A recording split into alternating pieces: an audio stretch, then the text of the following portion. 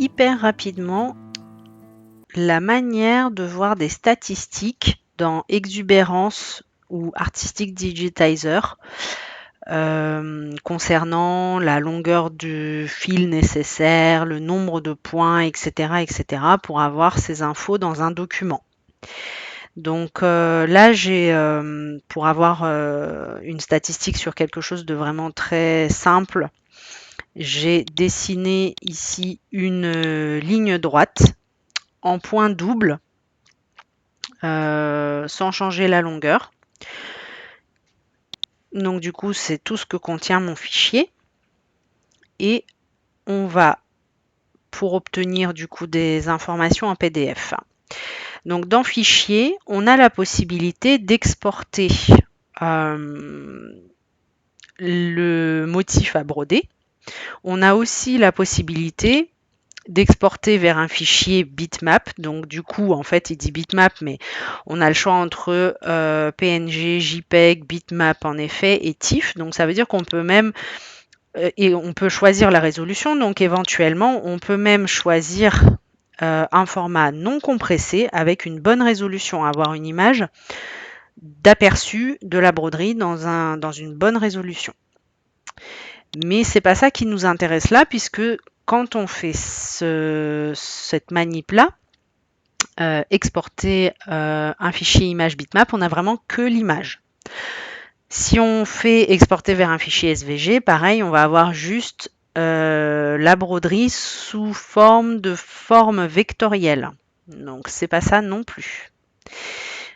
Mais ce qu'on a ici, c'est imprimer. Et en fait, c'est de ça qu'on va se servir.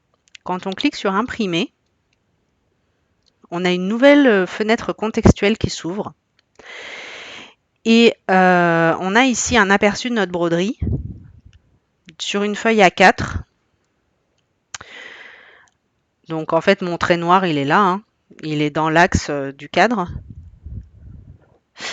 On a ici tout un tas d'informations.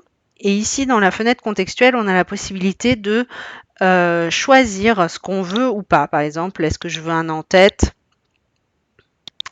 L'en-tête étant justement toutes ces informations. Est-ce que je veux les séquences, les changements de couleur, les informations? Les informations, c'est quel type de tissu j'ai mis, quel stabilisateur. C'est-à-dire qu'en fait, du coup, c'est un fichier récapitulatif de tous les paramètres qu'on a pu mettre pour ce fichier précis dans Exubérance. Si on veut imprimer en échelle 100%, évidemment, si on est sur un cadre 14x14 ou 20 par 20, comme c'est le cas, le cadre rentre dans la page A4. Si jamais on est sur un cadre plus grand, on va pouvoir choisir ici la manière dont on va l'imprimer en plusieurs feuilles, éventuellement, si on veut avoir quelque chose à l'échelle 100% ou en une seule feuille. Si c'est pas l'échelle de l'image qui nous importe, mais simplement les informations. Donc du coup, voilà, on a vraiment quelque chose d'assez complet et on va pouvoir soit imprimer, mais surtout on va pouvoir imprimer vers un PDF. Voilà, de PDF, peu importe ce que vous ouvrez, hein, et le menu déroulant, vous voyez ce qui vous arrange le plus. Mais en tout cas ici, on a l'indication de la quantité de fil ici, voilà. Donc du coup, une ligne droite en point double de 20 cm demandera 1,23 m de fil. Alors je pense que cette indication avec 300 points. Cette indication, elle est à prendre avec des pincettes, c'est pas une science exacte, mais effectivement, ça peut quand même permettre de faire quelques estimations. Notamment pour pouvoir acheter des fournitures si on veut comprendre un petit peu combien de fils il va falloir pour un motif, ça peut être une bonne indication.